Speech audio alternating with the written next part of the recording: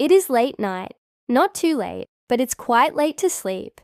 But I wish to watch TV all night because it's a chance to use my time as I am home alone. I spoke to myself as I was watching the TV all the way alone. Yes, today's night is a home alone night. My mum and dad left for some important function, and I was not invited. Even my parents didn't wish to take me. So, they gave me a mobile and a TV with my table full of snacks. You know, it is always an awesome feeling being alone. We can do what we want. We can be free as a bird. No one can stop us from doing anything. It was late 10 p.m. This experience of watching a horror movie named Insidious at late night is super awesome.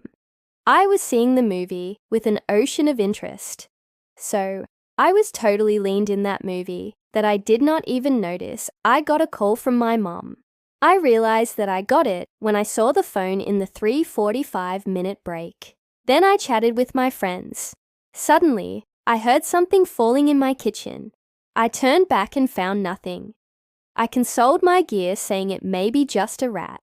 I just gave a look at the window that is to the side of the door and in the direction to my left hand. To my horror, I saw a man catching a knife and looking at me with his red eyes.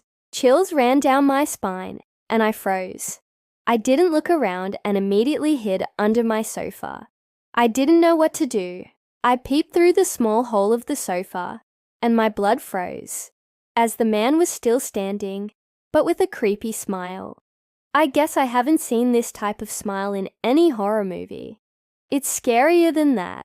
I gulped and looked at my phone that I was holding in my hand. I took a long breath and called the police. The call kept ringing. I kept praying to the God to lift the call. My heart pumped 100 times faster as they still didn't lift my call, and it was ringing. Please, God, one call. I prayed for the millionth time. Hello, somebody answered my call, and that is when I felt like I was dead born. Hello, they called again as I didn't give a fast reply. Hello, hello, please help me. I pleaded with them. Ma'am, what happened? They asked. There is someone outside my door catching a knife in his hand. Please help me. Ma'am, give me a second. I'm here tracking your location. Please be patient. I was waiting on the call, and I peeped the second time, and my heart came to a normal beat when I didn't see the man. Ma'am, the police are arriving in 10 minutes. Please be in contact with me until they arrive. The lady spoke, giving me some courage to breathe. I breathe as hard as I can. Ma'am, are you okay? I can hear some heavy breathing. Yeah, I am fine. That breathe is mine. I heard police sirens, and there were knocks on my door with a lady's voice asking, Anybody there? Happy tears dwelled in my eyes, and I ran to the door, unlocking it. I immediately hugged the policewoman who was in front of me. She consoled me by rubbing my back, saying, That's okay, we are here. Nothing to worry, my girl. After a few seconds, I unwrapped my arms around her and moved so that they could investigate the house. The lady police officer was with me, standing, and the other policers were wandering around the house. I didn't observe the whole house, except just watching the TV, which was still showing Insidious. After a few minutes, the police made me show all my house, and I was totally shocked that I might have died just because of a heart attack.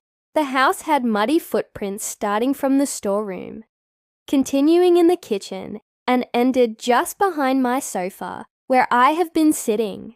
I didn't understand anything. The lady officer asked me, Hi, I am Kale. So can I get your name, my girl? Me. I am Megan. Kale. So, I am going to interrogate you, and you need to answer me correctly. I nod my head. Kale. So how did you see the intruder? Me. I was watching TV, but suddenly I got some sounds from the kitchen. But when I turned back, I found nothing. After a few seconds, I gave a look at my nearest side window and was shocked to see that there was a man outside the window. Kale. Okay.